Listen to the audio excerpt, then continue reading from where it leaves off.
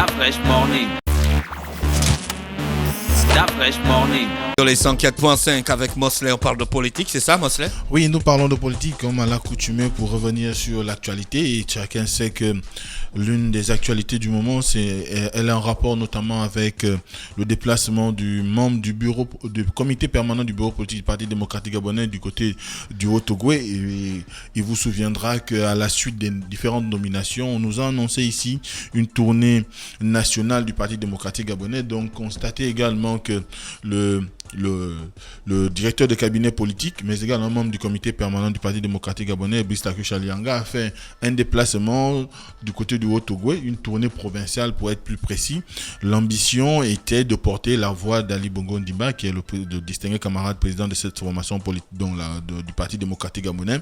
L'ambition était évidemment de pouvoir faire en sorte que les uns et les autres puissent plus ou moins savoir quelles sont désormais les orientations, ou du moins les idées que nourrit la hiérarchie du PDG en ce qui concerne le développement de la province du Haut-Ogooué, notamment en termes d'infrastructure, mais également sur le plan social.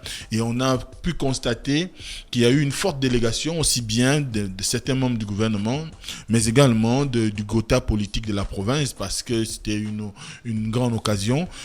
Il faut savoir que le comité permanent du Parti démocratique gabonais est formé on va dire, des membres de droit qui sont membres du secrétaire exécutif, mais également du bureau du DCP, du distingué camarade président, mais aussi de 18 représentants. On dit souvent les sympathisants. C'est qui les sympathisants?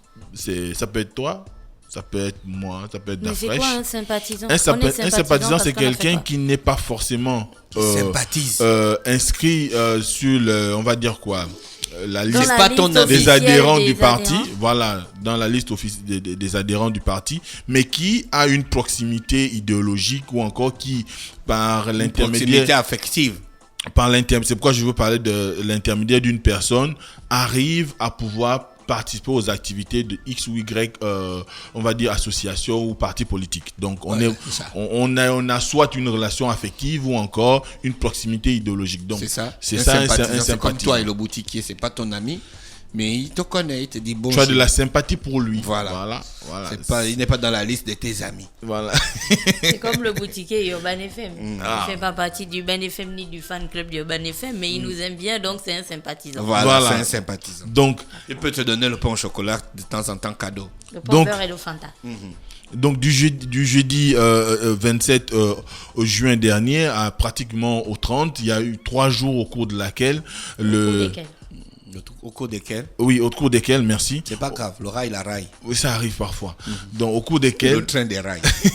Au cours desquels les militants de la province du... Ceci est une affirmation vraie pour ces tragues. La rail, le train des rails. Oui, on t'embrouille, on sait, tu en as marre. Non, du tout. Une occasion qui a été donnée aux militants de cette formation politique dans la province du Haut-Ogooué de pouvoir prendre langue désormais avec la hiérarchie de cette formation politique. Il faut rappeler que pour le compte du Haut-Ogooué, vous avez 2 membres du comité permanent du Parti démocratique gabonais, notamment Brice Takucha Lianga et Ernest Pouepiga. Donc ces 2 personnalités ont conduit la délégation qui est allée rencontrer l'ensemble des populations de membres du Parti démocratique gabonais ou encore de façon générale des 11 départements du Haut-Ogooué pour diviser avec elles sur les ambitions qui sont désormais celles de cette formation politique à leur égard, notamment en ce qui concerne l'accès à l'eau, l'électricité, les questions d'infrastructures routières, en un mot, les questions de développement. Et dans sa logique, il a été question pour eux de pouvoir travailler à faire en sorte que, du moins, à livrer un discours qui était dans le sens de dire que le distingué camarade du Parti démocratique gabonais, donc Ali Bongo Ndimba, a décidé de ne plus passer par des intermédiaires nécessairement, parce que vous savez que par le passé, au niveau de notre pays, ou au niveau de cette formation politique, on fonctionnait sur la base de ce qu'on a souvent appelé des roitelets ou encore des doyens politiques. S'il y avait pas, on ne confiait pas une tâche à un doyen politique, on pouvait la confier à un député ou à un ministre originaire de la zone ou de la province. Et dès cet instant, ces intermédiaires-là, quand on regarde aujourd'hui, quand on fait un tout petit peu le bilan, on se rend bien compte qu'il y a un déficit en termes de réalisation des projets qui leur ont été confiés. Et je crois que ça a souvent été le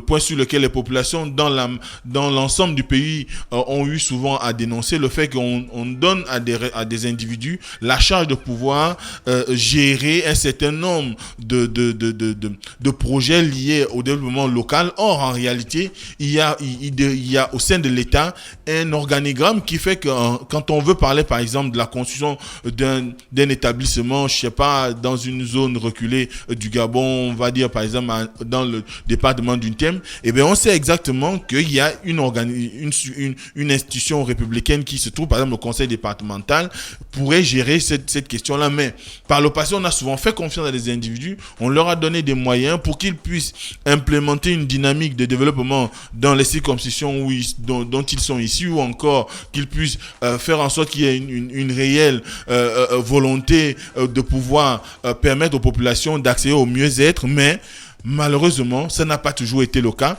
Et c'est ce qui a fait en sorte que Ali Bongo décide désormais d'envoyer son directeur de cabinet politique, mais également membre du comité permanent, pour pouvoir réellement avoir une idée de ce qui se fait sur le terrain. Et là-bas, Brice Akuche Alianga a délivré un message que beaucoup de personnes aujourd'hui, à travers à l'écoute, ou encore quand on regarde les vidéos qui circulent, mais également dans la presse, jugent d'un discours pragmatique, parce qu'il s'est agi pour lui. Un discours un peu dur.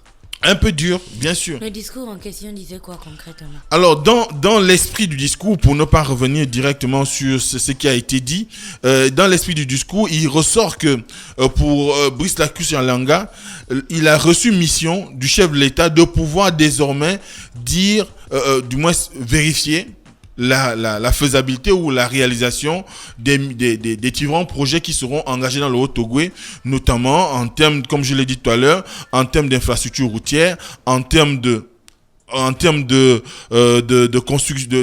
construction des voies permettant l'acheminement de l'eau et de l'électricité, mais également tout ce qui est en rapport avec l'infrastructure sociale. Et c'est ce qui aujourd'hui... En dessous, je crois. En bleu, oui, là. Non, il est en blanc. Non, c'est là. C'est d'abord là. Donc, on peut directement comprendre que l'ambition pour lui était de traduire les mots du chef de l'État pour que... Tu voulais qu'on écoute une partie? Oui. C'est de ça dont tu parlais. Ça, c'est la rentrée. Très simplement, en quelques mots. Premièrement, j'entends beaucoup la cruche depuis que je suis là. Mais il y a d'abord une personne, avant tout, que je souhaiterais remercier pour cette nomination et pour que nous soyons encore tous là sereins. C'est le distingué camarade, Ali Bongo, Ondimba, qui, à mon sens, n'est pas assez souhaité dans ce genre, assez chanté dans ces cérémonies-là. Donc, vraiment...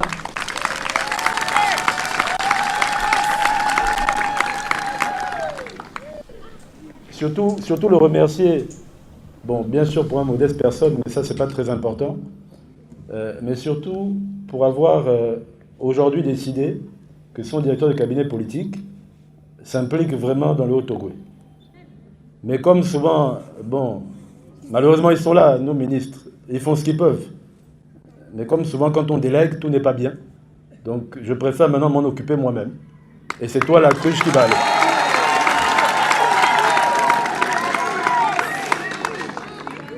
Tu vas aller d'abord parce que tout le monde sait que toi, c'est pragmatique. Nous, on avait un adage dans une association qui existait, mais qui aujourd'hui est en sommeil, qui était « on fait les choses de là à là ». C'est-à-dire qu'aujourd'hui, les projets concrets dans le Haut-Ogooué, département par département, vont être faits. Le président m'a dit, distingué camarade, tous les mois, tu viens et tu me rends compte. Et moi, je viens 2 fois par an, regarder ce qui se passe. Mais aujourd'hui, il faut que les projets avancent. Le Haut-Ogooué nous a beaucoup donné, à nous maintenant de donner beaucoup au Haut-Ogooué.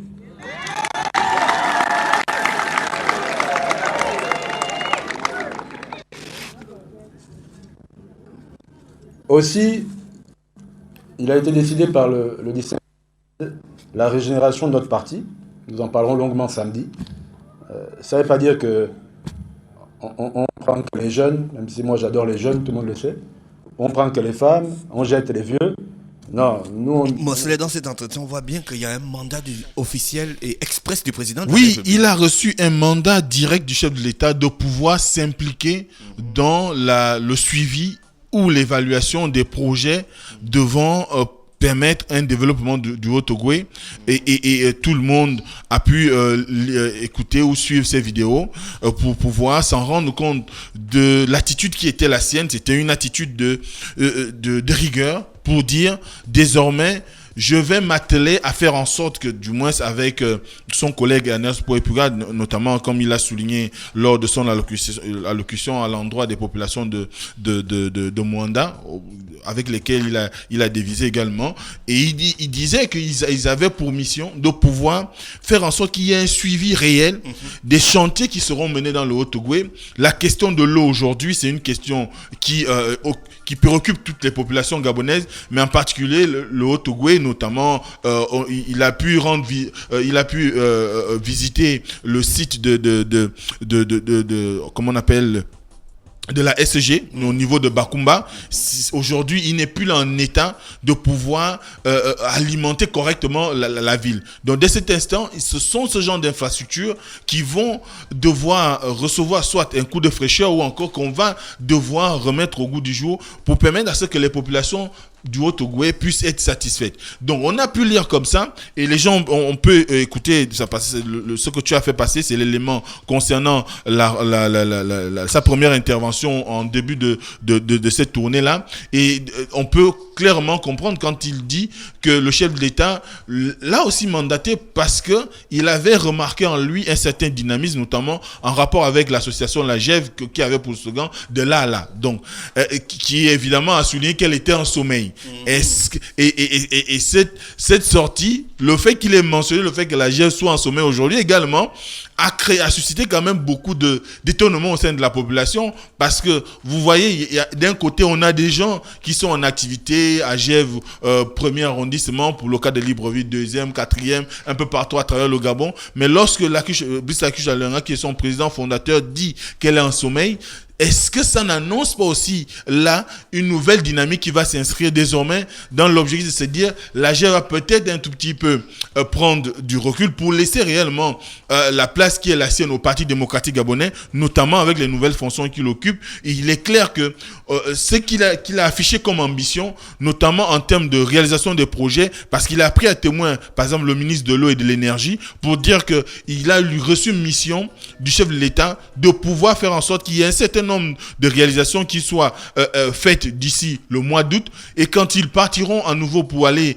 faire des visites sur le terrain au mois d'août, il faudrait qu'il y ait bien des avancées sur le plan de la construction des routes, ou encore de la rénovation du réseau d'eau et d'électricité des villes, des différentes villes du Haut-Ogooué. Donc, le ministre ETP également était à sa suite, parce que il fallait également rencontrer un certain nombre d'opérateurs. Par exemple, pour le cas de Moanda, il a dévisé avec Comilog, avec lesquels ils se sont entendus de faire quelque chose pour la ville de Moanda. Vous savez que Comilog enregistre des énormes succès en termes de rendement avec l'exploitation du manganèse en Moanda. Donc, et dès cet instant, il est impensable que la ville qui est censée accueillir le siège de cette structure ait des voiries en état déplorable, quoi. Donc, dès cet instant, il a également eu à travailler avec les équipes de Comilog pour faire en sorte que au mois d'août, il y ait au moins des avancées notables en ce qui concerne la rénovation des voiries du côté de Moanda. Donc, il y a on va le dire dans cette visite, un certain nombre de choses qui ont été avancées par le directeur de cabinet politique du chef de l'État ou du distingué camarade président, pour pouvoir marquer la nouvelle vision qui est celle du Parti démocratique gabonais en termes de réalisation ou de matérialisation du développement dans le Haut-Ogooué, pour que les populations se sentent réellement concernées. D'ailleurs, il a si bien dit que le chef de l'État lui a dit que le Haut-Ogooué a tant donné, il faudrait que eux, en retour, notamment l'appareil politique du PDG, puisse également rendre la part belle. Comment ? Je dis, tu m'étonnes, 741 milliards de francs CFA de bénéfices, de chiffre d'affaires pour Comilog en 2018, avec une progression donc de 46%. le bénéfice net est établi à 155 milliards de francs CFA pour une ville où les voiries laissent à désirer, l'eau laisse à désirer, l'entretien des poubelles, c'est une autre chose. Il fallait vraiment qu'il y ait... Et même le logement... en fait, mais même ça, c'est vraiment... C'est genre la base, mais même le marché, même les centres, même le centre commercial, genre le magasin, pour acheter des produits, tout laisse à désirer. Donc, dès cet instant, tu vois qu'il y a un effort qui doit être fourni, aussi bien par les responsables politiques de la province, en tête desquels Bisaku Chalianga, et bien également par les entreprises qui opèrent dans le Haut-Togo, pour faire en sorte qu'il y ait une synergie, une fédération des pensées ou des actions pour pouvoir apporter le développement souhaité pour le Haut-Togo. Et qui dit Haut-Togo, je crois, devrait dire également le Gabon, parce que en réalité, directeur de cabinet politique ou directeur de cabinet civil, comme on dit administratif, d'Ali Bongo Ndimba, sous-entend qu'on a également la charge de veiller à ce que toutes les provinces puissent avoir le même élan en termes de dynamisme pour impulser une nouvelle organisation pour permettre le développement des différentes localités du pays. C'est vrai, on a mis en place par exemple le fonds provincial, comment on l'appelle encore ? Le fonds d'investissement provincial, je crois. Le fonds des collectivités locales. Le fonds du développement des départements. Voilà. Le fonds d'initiative départementale. Voilà. Donc, dès cet instant, même... Intelligent. Voilà. Je cherchais dans ma tête. C'était déjà trop loin, le fonds là. Même ce fonds-là... Au fond, hein. Oui, c'était au fond. C'est 1 milliard par département sur 52 ou 53 départements qu'on a. C'est une enveloppe consistante, mais elle ne pourra pas réellement faire en sorte qu'on puisse, par exemple, faire des routes, qu'on puisse construire des hôpitaux comme on le voudrait, ou des centres de santé, ou des écoles, ou encore permettre à ce que les projets d'adduction d'eau ou de fourniture d'électricité soient de façon optimale, parce que ce n'est pas un projet, c'est des projets qui sont proposés et on valide. Dès cet instant, il faudrait que aujourd'hui, sur le plan national, en l'occurrence au niveau de la province du Haut-Togo, il faudrait que les responsables politiques s'attellent à faire un suivi, évaluation, qui permettrait à ce que les populations puissent se rendre compte réellement qu'il y a une ambition pour le chef de l'État de pouvoir transformer le quotidien des Gabonais dans leur grande majorité, mais en particulier celle du Haut-Togo. Et c'est toutes ces dynamiques-là qu'on note à travers cette tournée, parce que elle avait non seulement une valeur partisane, mais beaucoup plus aussi une empreinte nationale, parce que les problèmes qui sont posés par les populations du Haut-Togo sont les problèmes que rencontrent la majorité des Gabonais dans toutes les provinces du Gabon. Et dès cet instant, faire cette visite sous-entend qu'on devrait également aller dans toutes les provinces du Gabon pour pouvoir donner... Mais c'est prévu, non? C'est une tournée provinciale. Je pense que ça doit être dans l'agenda du directeur de cabinet politique, parce que il faudrait également que les populations de Wellington puissent se rendre compte de la considération que le chef de l'État a pour elles, ou aussi, encore de l'Ogooué maritime des States, c'est-à-dire Bitam. Oui, mais quand on parle de Wellington, on parle de Bitam, même si eux-mêmes ils se disent Bitam and State. Mais ce qui est sûr, c'est que aujourd'hui, il y a une volonté manifeste du chef de l'État de ne plus passer par les chemins du passé qui étaient ceux de pouvoir confier des responsabilités à des gens qui, au finish, nous proposaient beaucoup plus des éléphants blancs ou des projets non matérialisés. On vous disait qu'on va construire des routes. Au bout de 5 ans, vous n'avez pas de route. Ou si on commence à faire une route, elle ne va pas jusqu'au bout. Ou il y a des malfaçons qui sont constatées. Ou il y a de la surenchère en ce qui concerne la facturation. Et dès cet instant, avoir le collaborateur direct du chef de l'État qui est sur le terrain pour pouvoir aller déviser avec les populations et parler avec elles de ce qui va se faire désormais en termes on va dire, de suivi des dossiers de développement. Et ben, je crois que politiquement, c'est un engagement fort. C'est une façon pour le chef de l'État de pouvoir dire que désormais, vous n'aurez plus d'autres interlocuteurs que Laku Chalianga et moi, et qui viendra me rendre compte. D'ailleurs, il a souligné que ce sera soit trimestriellement ou mensuellement les visites qu'il fera sur le terrain pour aller constater de lui-même que les travaux qui auront été engagés sont soit sur la bonne voie ou sont déjà à terme. Parce qu'il s'agit désormais d'être concret. Et d'ailleurs, il a souligné plusieurs fois sur le fait qu'il n'est pas de la parole, il est beaucoup plus de l'action. C'est cette action-là qu'on sollicite. Ensuite, il y a aussi un fait important, c'est que vous savez, je l'ai dit ici la dernière fois, qu'il y a quand même des contestations au sein du Parti démocratique gabonais. Il y a des gens qui pensent que la nouvelle organisation qui a été faite n'a pas suivi le mot d'ordre indiqué par rapport au congrès qui s'était passé il y a quelques années. Et dès cet instant, Brice Aligui-Chalianga a été également clair, notamment le samedi lorsqu'il a réuni les membres du Parti démocratique gabonais. Il a indiqué que des militants ou des camarades de leur formation politique qui ne s'inscriraient pas dans la nouvelle logique voulue par le distingué camarade président du Parti démocratique gabonais seront sèchement écartés. Et c'est le terme qu'il a employé, sèchement écarté, parce qu'il s'agit désormais d'être en ordre de bataille,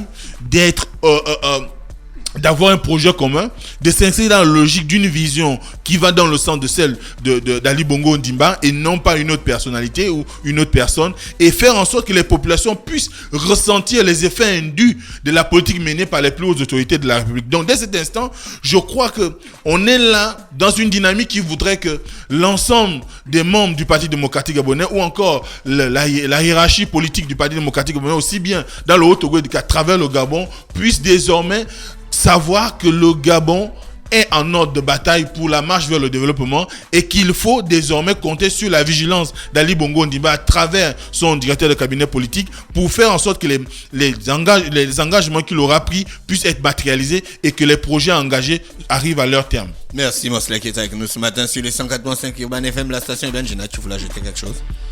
Non, je pense... Oui. Oui, il faut absolument qu'aujourd'hui on prenne la peine en fait de mettre la pression aux entreprises, aux acteurs économiques qui sont dans les provinces, parce que quand on dit que les entreprises ont une responsabilité sociétale, c'est aussi parce qu'elles doivent participer au développement des zones dans lesquelles elles sont implantées. Il est impensable par exemple qu'on ait autant d'exploitants forestiers, mais que tu aies des espaces, des endroits dans les villages où il n'y a même pas un dispensaire, où il n'y a même pas une école, où il n'y a rien qui est fait pour les populations. C'est encore plus impensable aujourd'hui, peu importe la province. Aujourd'hui, on parle du Haut-Togo, mais on pourrait très bien parler du Wellington, on parlerait de l'Angounié, de la province que vous voulez. C'est impensable d'avoir de grands groupes. Quand je parle de grands groupes, ça peut être des chaînes de magasins, ça peut être des magasins, ça peut être des entreprises, soit dans le bois, dans le BTP, dans la transformation de je ne sais pas quoi. Et puis, tu as ces zones-là qui croupissent dans une misère qui n'a pas de nom, où le minimum requis, mais genre le minimum, la route, l'entretien des voiries, le développement d'infrastructures dédiées aux jeunes sont complètement inexistantes parce que ces personnes-là, elles n'ont pas, en fait, il n'y a jamais personne qui leur font la pression, donc du coup leurs bénéfices, on nous publie tous les jours les bénéfices, telle entreprise a fait tel bénéfice, telle autre entreprise a fait tel bénéfice. Par exemple, on a tous vu les bénéfices des banques, mais quand elles font les bénéfices, quand les banques font les bénéfices, c'est pas uniquement sur Libreville, c'est sur l'ensemble du pays.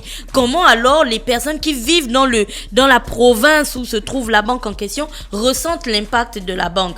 On devrait pouvoir avoir des espaces, des terrains de basket aménagés par les entreprises. Comme BAC on a fait à Libreville, on devrait pouvoir avoir des bibliothèques aménagées, approvisionnées par les entreprises. On parle de la période des vacances. Le rapport est sorti, le rapport sur les grossesses précoces au Gabon qui est complètement alarmant. Qu'est-ce qu'on fait?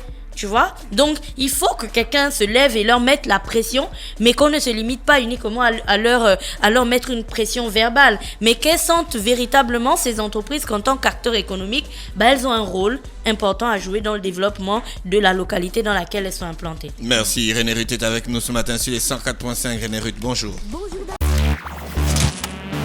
Start Fresh Morning.